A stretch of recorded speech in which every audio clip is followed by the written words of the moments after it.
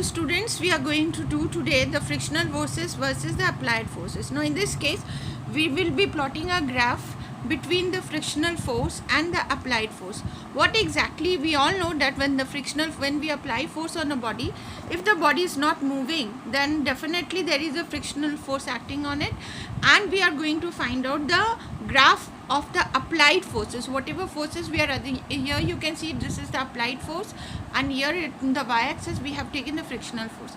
So when you apply, you can very well see that when this is the graph, when F, this is applied force we have taken as capital F, and frictional force we have taken as F suffix S. This is the static one, okay, small f. So in this case, what you find that when the applied force is equal to the frictional force, a maximum value, there is a maximum value of the static friction, what we call is the limiting friction.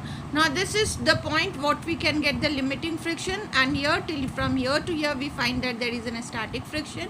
But later on, once it overcomes, then the body moves with a then you can very well, this becomes flattens. It is not depending. Slowly and slowly the frictional force is increasing, the maximum values lies here, and later on the frictional force is becoming independent of the applied force. It doesn't depends upon the applied force. So this is, till here we have got the static friction, and till here is the kinetic friction, and from the laws of limiting friction and from the laws of kinetic friction we have got Fk is the frictional force, because that is a kinetic frictional force. Mu k is the coefficient of, here we can write Fk. Fk is the kinetic frictional force. Then we have got mu suffix k as the coefficient of kinetic friction.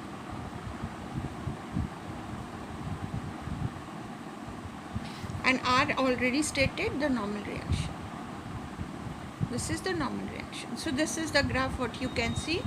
Now next we need to define the angle of friction. What we need to understand by angle of friction. Now when we talk of angle of friction, then definitely we need two things.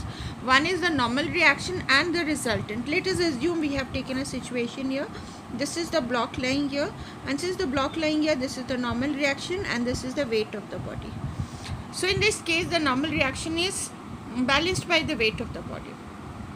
Now let us assume we have got, this is P is the resultant, and this is what, if the body is moving in this direction, then this is the applied frictional force, this is Fs, okay.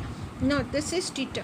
Now this is P is the resultant between the normal reaction and the frictional force. What is P? It is the resultant between the normal reaction. You can very well see the graph, the diagram. R is the normal reaction and this is the frictional force. It is the resultant between the two. What the resultant will make with the frictional force, is that angle is known as the angle of friction. So if we have to define the angle of friction, then in the state of limiting friction, the angle which the resultant P makes with the normal reaction, with the normal reaction, this is the normal reaction, what the angle P makes with the normal reaction, then that angle is known as angle of friction. So in this case, this will be the normal reaction, because this is the P is the resultant, R is the normal reaction, and Fs is the frictional force. So in this case, theta becomes the angle of friction. Theta becomes the angle of friction. And since theta is the angle of friction, we can have tan theta. If you get to see, tan theta is equals to perpendicular, that is the frictional force, divided by the base, that becomes the normal reaction, and this is again mu s. So tan theta is also equals to mu s, coefficient of static friction.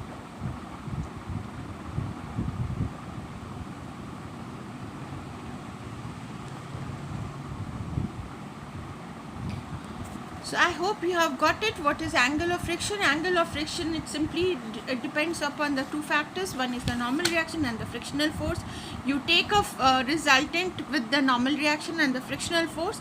What the angle the resultant will make with the normal reaction, is known as the angle of friction. So in this case, tan theta is Fs by r, mu s is the coefficient of friction, and ultimately tan theta comes out as mu s, what we call is the coefficient of friction. So this is way how we define the frictional force. Later on we need to know, there is one more thing that you need to know, is the angle of repose. Okay, and we need to find out the relation between the angle of friction and the angle of repose. I hope this graph and this you must have understood. This graph is very simple to get. This is the simple graph between the frictional force and the applied force, and you can get the nature of the graph, how it comes. This is the maximum value of the frictional force, and later on the value is decreasing and it becomes flattened. So this is what we have got. The reason we have divided into two, static and the kinetic, and the next one what we have discussed is the angle of friction. In my next video we are going to discuss about the angle of repose, and we will find out the relation between the angle of friction and the angle of repose. Thank you for watching.